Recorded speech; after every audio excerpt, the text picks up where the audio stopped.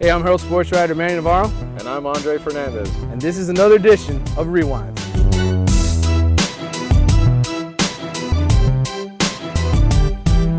All right, Dre, so we're here at Monarch High School. I'm back on the show. I show up for the playoffs. He's really good. I'm really good. I missed 4 out of 5 weeks. I had an ACL, we'll call it. You grew, you put the shades on. I put the shades on. You morphed from Fernandez into you. Right. I picked up a couple more LBs. Fernandez a little tiny. Anyway, last week of the regular season, Soul Bowl, you texted me during the week, who do you like in this game? I said, Bulls. And they got blown out of the building by the Generals. I remember my text back was like, I don't know. It's not the same old Jackson. And I've been saying it. It's not the same old Jackson. I think they proved that. Not only they clinched the playoff spot coming into this game, which was already a big step for them, but they're obviously not as talented as they were last year. When you lose Quentin Flowers and the cast that they had, but you got to give credit what Coach Earl Little and those guys have done to make these kids believe, organize them, the discipline on the team.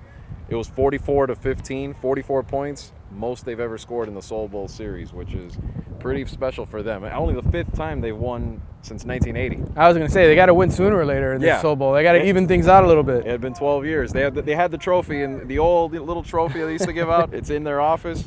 They got a new one coming, I'm sure.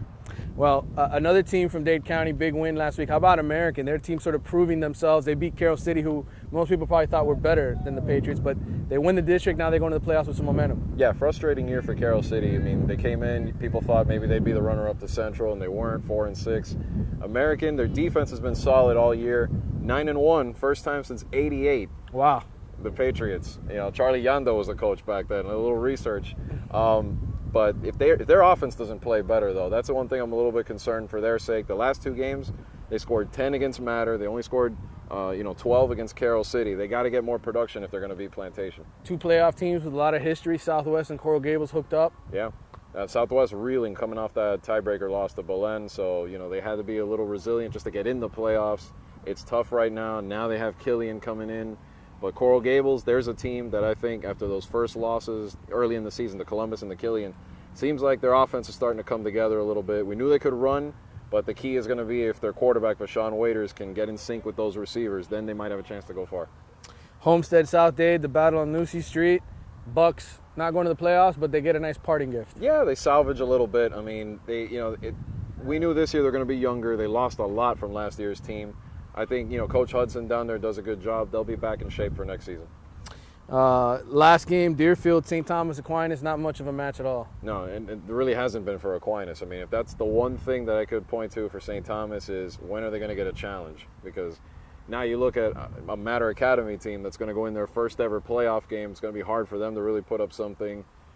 Maybe American and Plantation the following week, although they just crushed Plantation by 50.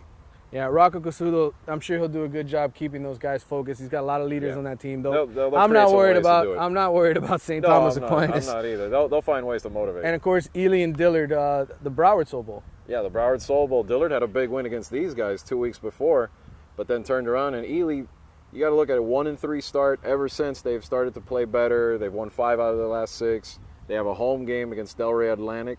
Maybe the Tigers ready to make some noise in the playoffs. We'll see. All right, that wraps up the regular season. It's playoff time, baby. Let's get this rolling.